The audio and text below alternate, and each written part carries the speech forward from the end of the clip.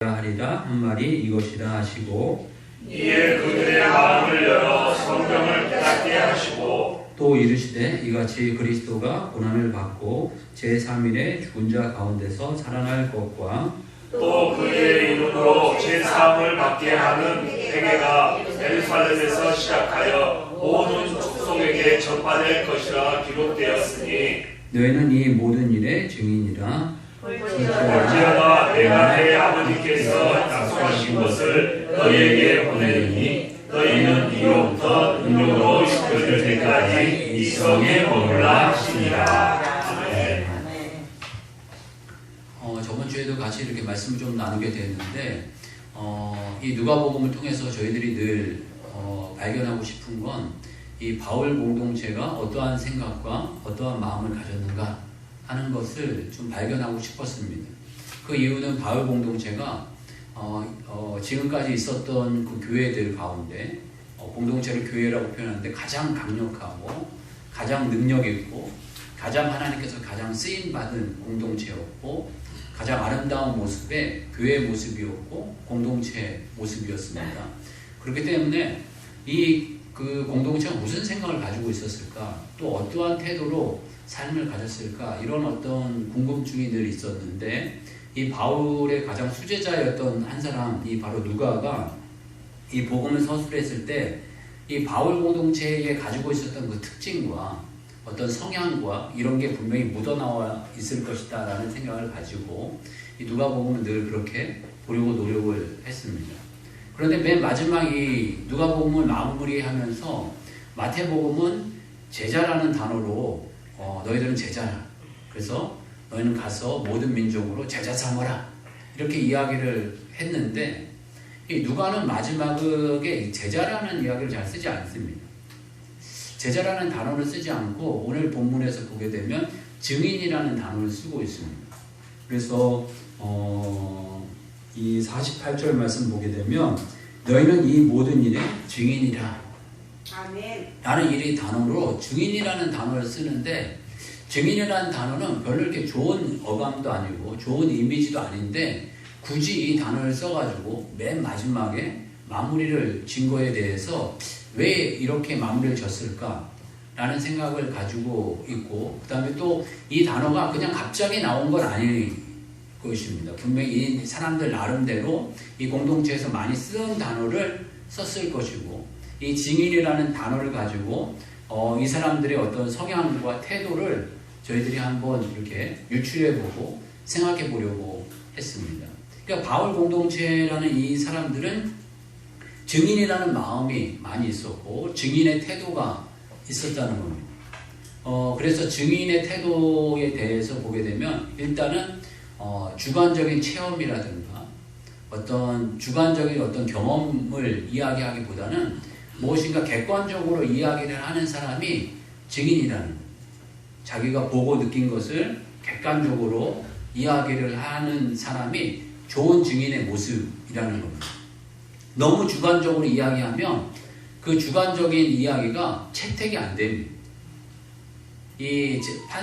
저희가 뭐 재판관이 아니고 이 판사가 아니기 때문에 그런 어떤 그 평가가 어렵지만 이런 어떤 증인은 객관적으로 자기가 보고 느낀 거를 그냥 사실대로만 이야기를 하는 모습이 있어야 증인이라는 거예요. 그런데 이 신앙이라는 게 되게 보면은 객관적으로 이야기하기가 쉽지 않습니다.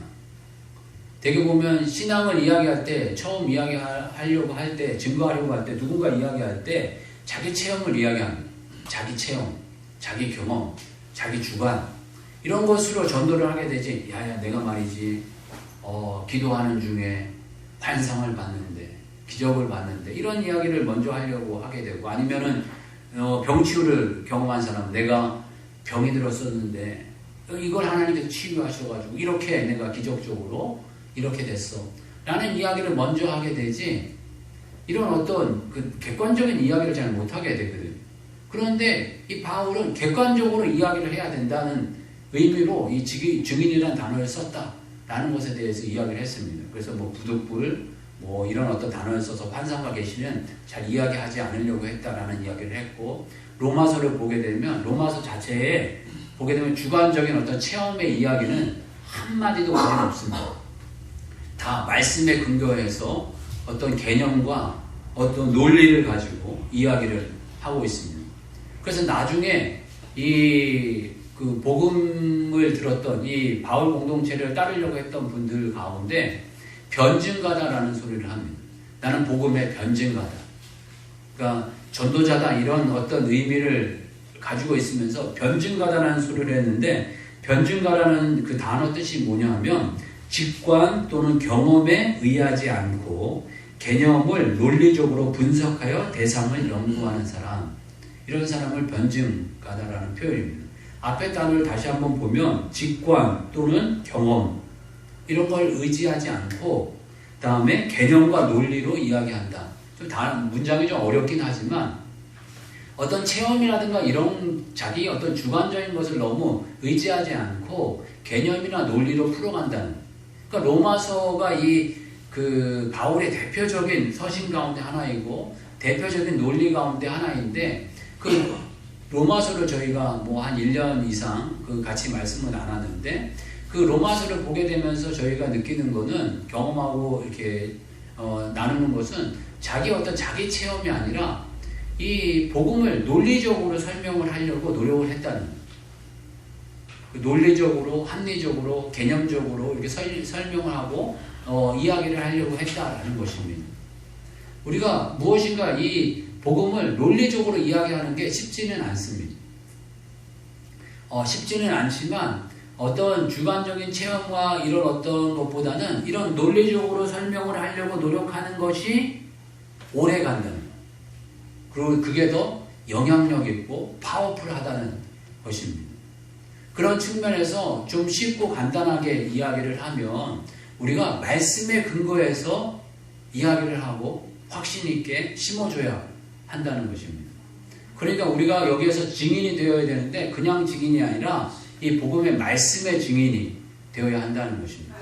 말씀에 근거해서 이야기를 하는 것입니다. 요즘 시대에는 이 성경 말씀에 대한 권위가 이렇게 좀 떨어진 시대가 아닌가 하는 마음을 갖게 됩니다. 이 모든 이게 권위 자체가 좀 떨어진 시대가 아니겠습니까? 요즘 보게 되면 나라님도 좀 우습게 생각하는 시대 가운데 저희들이 살고 있는데, 뭔 권위가 쓰겠나 라는 생각을 갖습니다. 뭐 옛날 어르신들 보게 되면 나라님에 대한 이렇게 권세와 권위가 있지 않았습니까? 그리고 또 아버님에 대한 아버지에 대한 권위가 있지 않았습니까?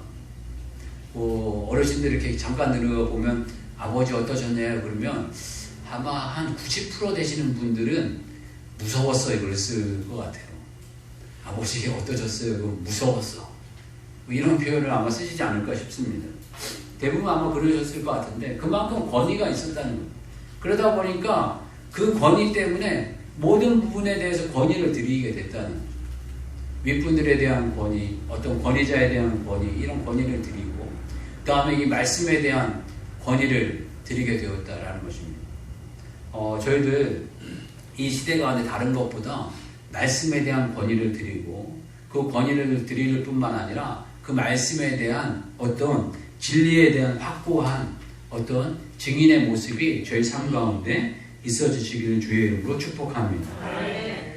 말씀의 권위를 드리고 말씀의 증인이 되어야 하는데요.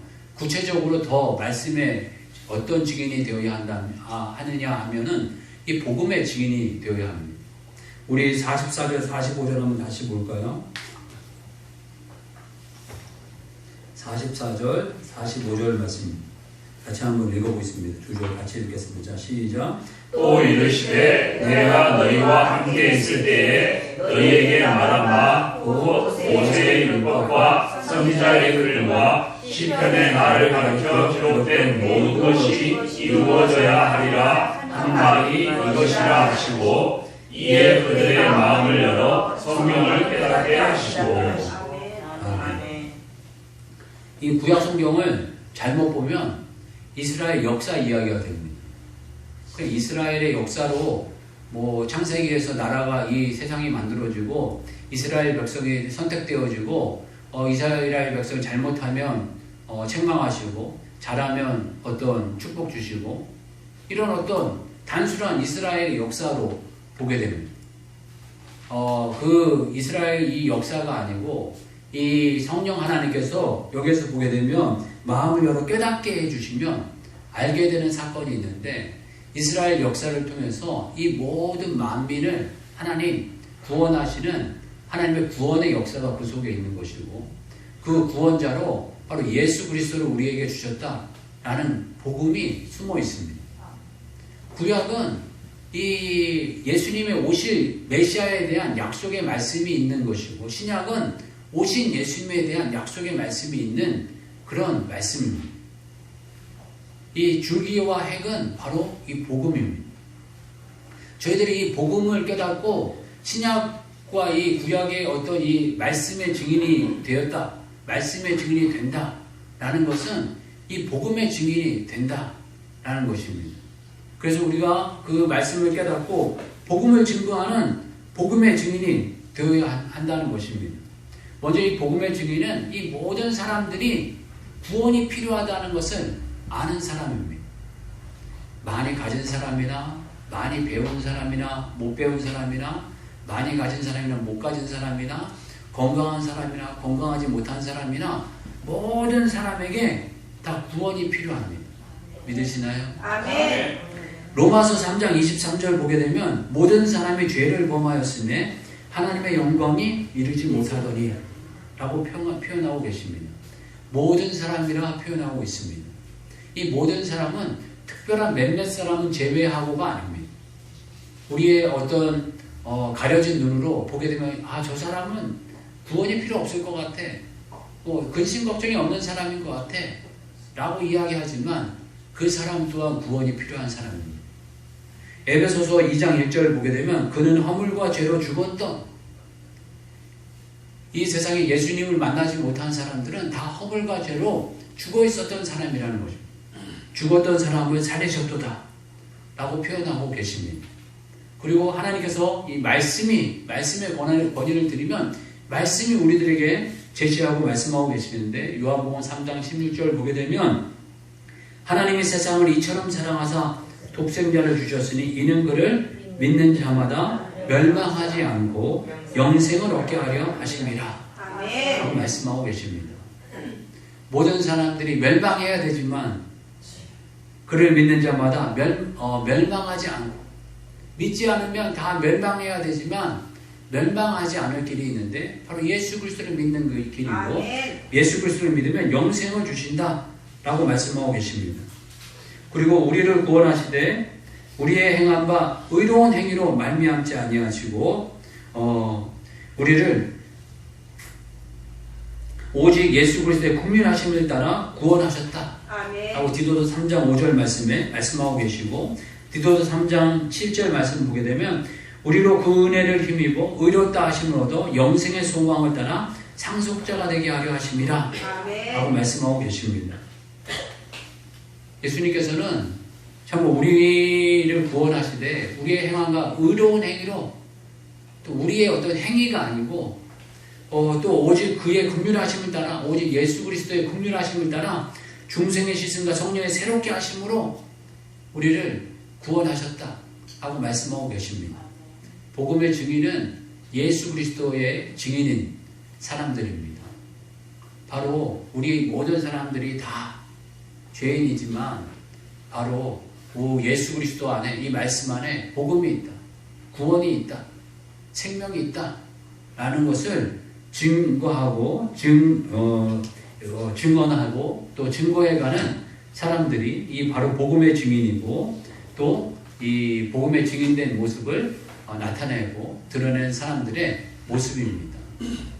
저희들 복음에 증인된 삶을 정말 충성되게 잘 살아가고 이 세상 속에서 복음을 증거하는 인생이 되시길 주님을 축복합니다. 아멘. 이 복음의 증인으로서는 또 이 생명력이 있어야 됩니다. 아멘. 복음의 증인이 가져야 될 이 태도는 생명력이 있어야 됩니다. 저 자신에게도 묻는 질문이 내가 정말 생명력이 있는가? 이런 질문을 해볼 때, 좀 부족하다. 좀 어떤 하나님 앞에 부끄럽다. 이런 마음을 가질 때가 있습니다. 요한복음 10장 10절 보게 되면 도적이 오는 것은 도둑질하고 죽이고 멸망시키려는 것뿐이요. 내가 온 것은 양으로 생명을 얻게 하고 더 풍성히 얻게 하려는 것이라. 라고 말씀하고 계십니다. 예수 그리스도 안에서 예수 그리스도를 믿는 자들은 생명을 얻고 더 풍성히 얻는 그런 역사가 일어납니다. 또 일어나게 되는 일들이 바로 우리의 삶 가운데 있습니다. 그리고 고린도후서 5장 17절 보게 되면 그런즉 누구든지 그리스도 안에 있으면 새로운 피조물이라 이전 것은 지나갔으니 보라 새 것이 되었도다. 그러니까 새 것이 된 새 성품이 된 삶이 있어야 됩니다. 그리고 요한복음 3장 보게 되면 거듭나야 한다. 중생해야 된다. 하는 말씀이 있습니다.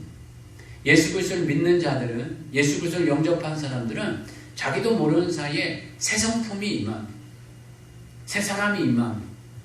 그 새 성품과 새 사람과 새 피조물 된 모습으로 살아야 됩니다. 이런 어떤 새 성품, 새 피조물, 새 씨앗을 받은 사람은 생명력 있게 살아가는 사람입니다. 생명력 있게 살아가는 사람이 어떤 삶일까? 이런 삶을 이렇게 생각해 보게 될 때 씨 뿌리는 비유 있지 않습니까? 씨 뿌리는 비유를 통해서 이 마지막 그 씨 뿌리는 비유의 이 모습을 보게 되면 30배, 60배, 100배의 결실을 한다. 이렇게 말씀해 주고 계십니다. 우리 그 말씀 한번 찾아볼까요? 마태복음 13장 18절에서 23절 말씀입니다.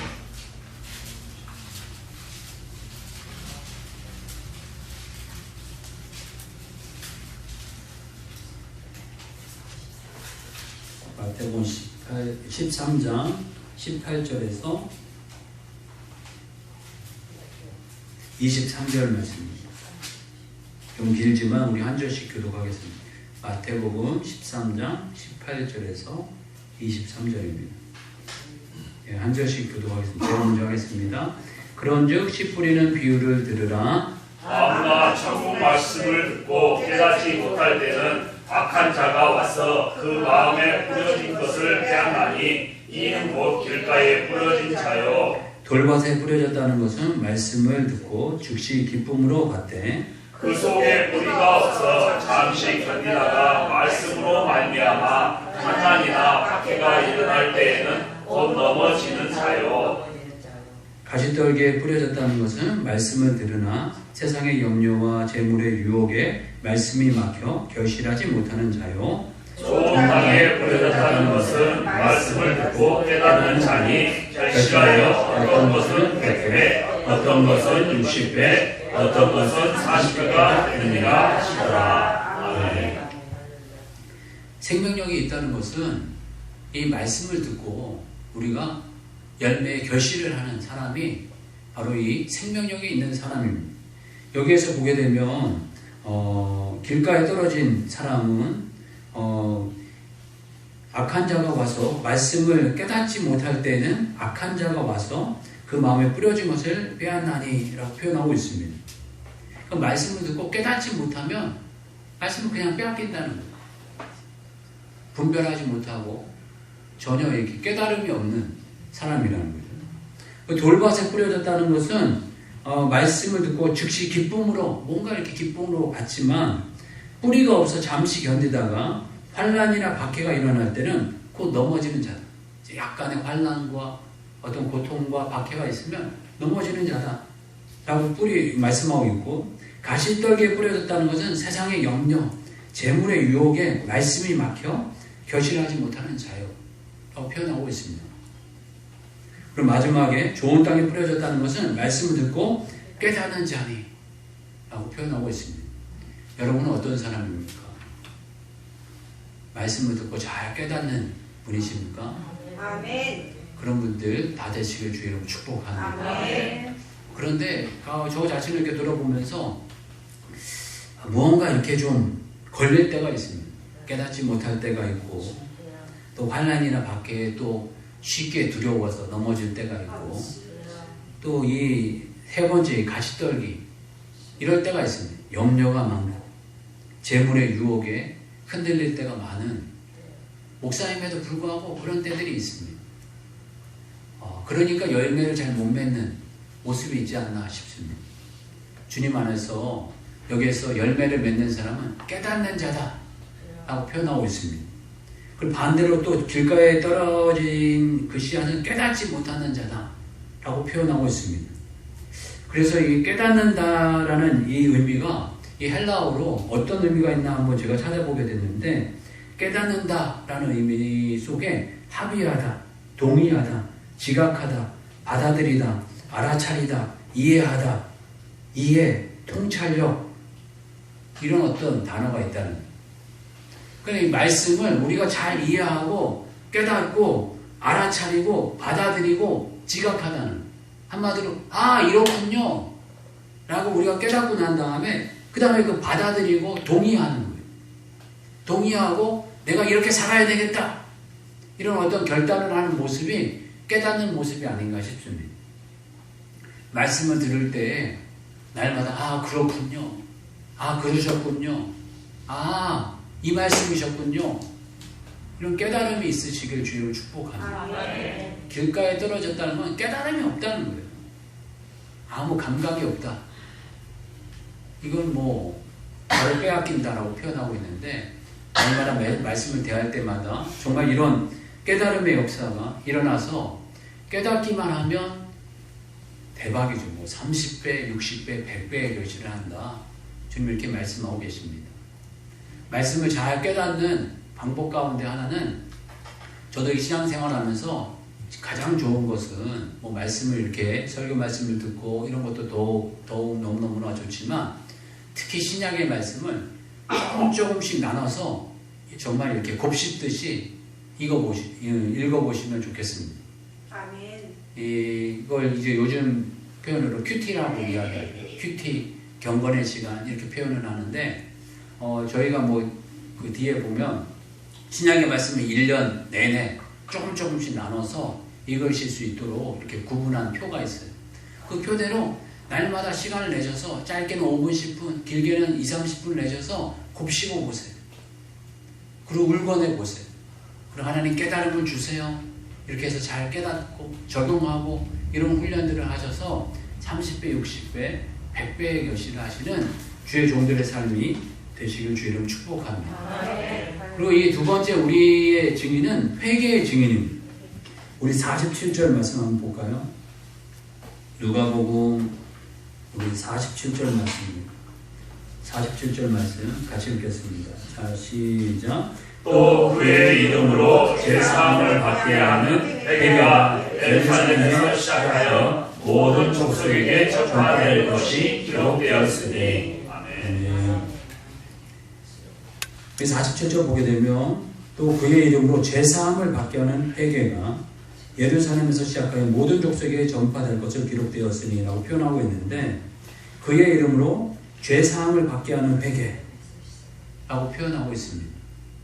여러분, 다른 사람 아니고 내가 회개해야 될 죄인임을 여러분 인정하시나요? 아멘.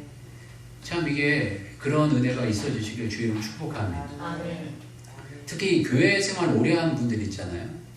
교회 생활을 오래 하다 보면 자기가 회개해야 될 죄인이라는 것을 인식하지 못할 때가 있습니다. 나는 그냥 그런 대로 잘 살아왔는데, 다른 사람보다 더 착한데, 다른 사람보다는 그래도 나은데, 내가 이 앞세 사람보다는 그래도 내가 좀 착하고 선하고 남에게 베풀 줄 알고 나는 그래도 조금 잘났는데, 이런 마음을 가질 때가 있습니다. 이거는 믿는 사람이나 안 믿는 사람이랑 마찬가지입니다. 안 믿는 사람은 이런 마음 갖는 사람 더 많죠. 근데 믿는 사람들도 이런 마음 가질 때가 있어요. 특히 점점점 더 믿음이 더 깊어지면 더 그럴 때가 있어요. 아이고, 권사님 너무너무 대단해요. 신앙 너무너무 좋으세요. 장로님 너무너무나 좋으세요. 집사님 너무너무 훌륭해요. 집사님 같은 사람이 어디 있어? 라고 이야기를 들으면 들을수록 위험한 마음이 있어요. 어떤 마음이냐면 내가 잘났기 때문에 내가 의롭기 때문에 하나님 축복하시고 주여. 하나님 내가 잘났기 때문에 정말 천국 보내주시고 이런 마음이 나도 모르는 사이에 쑥쑥쑥 들어와요. 이 사단 마귀가 주는 이런 여러분을 넘어뜨리게 하는 마음을 깨달으시길 주의 이름으로 축복합니다. 아멘. 그럼 예수님께서 십자가에 뭐하러 다니시겠어요? 정말 여기에서 보게 되면 회개가 일어나야 된다라고 표현하고 있습니다. 모든 사람이 죄를 범하였음에 하나님의 영광에 이르지 못하더니 라고 표현하고 있습니다. 정말 이 회개가 필요 없다면 예수 그리스도의 십자가가 필요 없는 것입니다. 우리가 두 가지를 깨달아야 하는데 첫 번째는 회개가 필요한 사람이다. 그리고 예수 그리스도의 십자가 아래 놓으면 모든 죄가 다 씻어진다. 아멘. 라는 이 회개의 죄사함의 기쁨이 여러분 안에 있어야 됩니다. 아멘. 그리고 또 하나는 죄인됨의 고백이 그건 날마다 있어야 됩니다. 죄인됨의 고백이 날마다 있어야 된다는 것은 날마다 십자가를 보고 나는 죄인입니다. 난 십자가밖에 없습니다. 십자가 아니고서는 내가 설 수 없는 죄인입니다. 내가 아무리 신앙생활 잘하고 내가 아무리 이 세상에 의롭다고 좋은 평가를 받아도 십자가 아니면 내가 천국 갈 길이 없습니다. 여기에서 분명히 주님 말씀하고 계시잖아요. 그 다른 이름으로 구원을 받을 수 없나니 오직 예수 그리스도의 이름 외에는 구원받을 길이 없습니다. 아멘. 그리고 우리의 의로움으로 우리를 구원하신 게 아니다 라고 표현하고 계시지 않습니다. 점점 신앙생활 하다가 점점 우리의 삶에 우리의 의가 자꾸 드러날 때가 있습니다.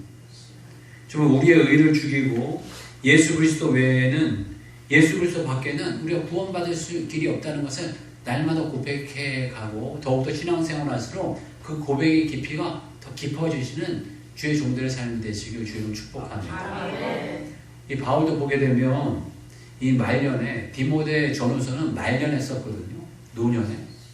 노년에 이 말년에 이렇게 썼는데 자기 자신을 뭐라고 표현했냐면 죄인 중에 괴수다 이렇게 표현했습니다.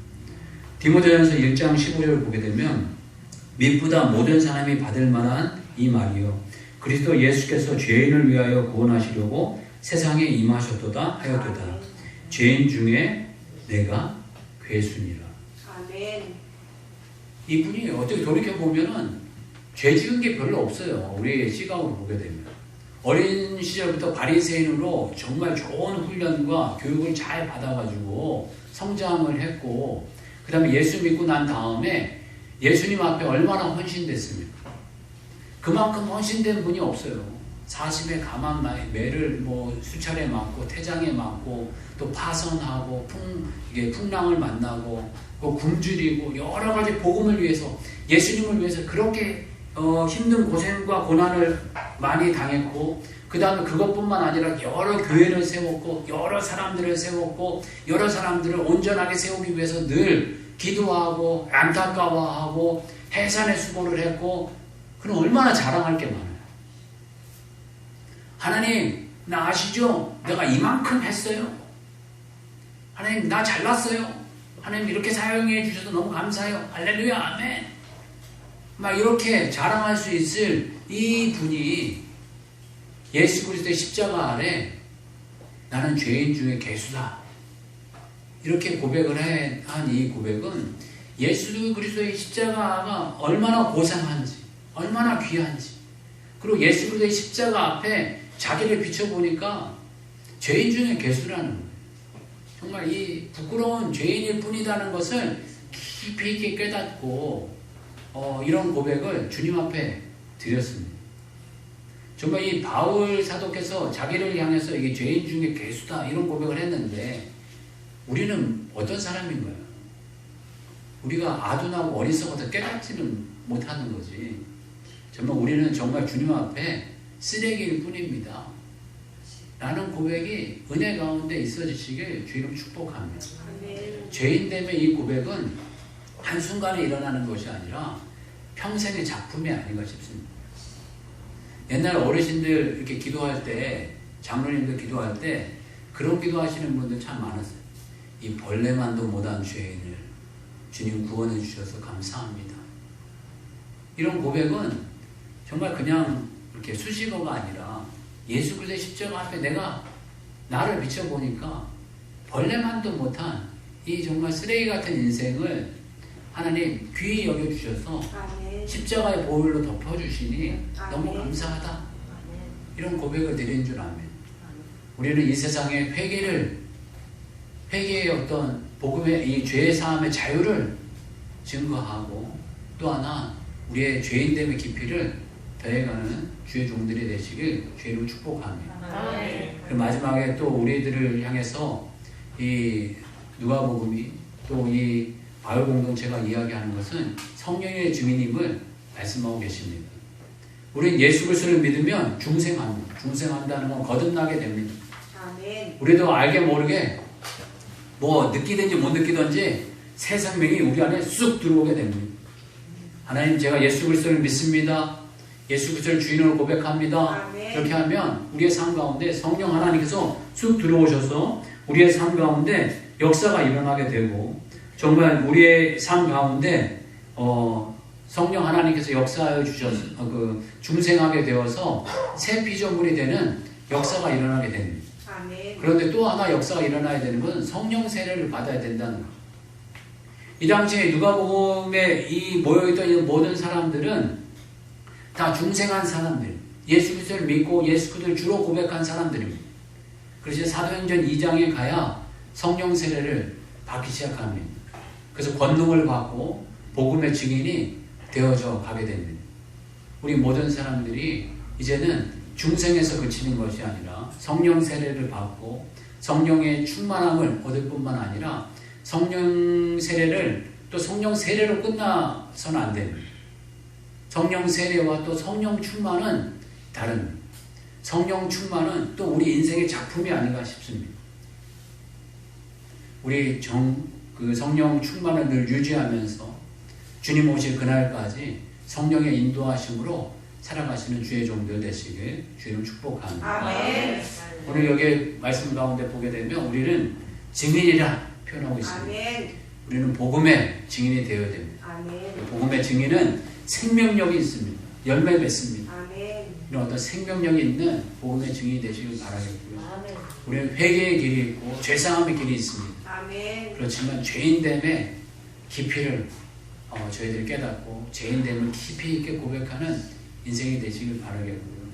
또 중생에서 끝나는 것이 아니라 성령 세례를 받으실 뿐만 아니라 또 성령 충만함을 주님 오실 그날까지 잘 유지하고 관리하는 주의 종들 또 주님의 복음의 증인들 되시길 주님을 축복합니다. 아멘. 같이 한번 기도하겠습니다. 기도할 때 이 복음의 증인된 하나님 말씀의 증인된 삶으로 살아가는 인생이 되게 해달라고 같이 한번 기도하겠습니다. 주여 한번 외치고 다시 기도하겠습니다. 주여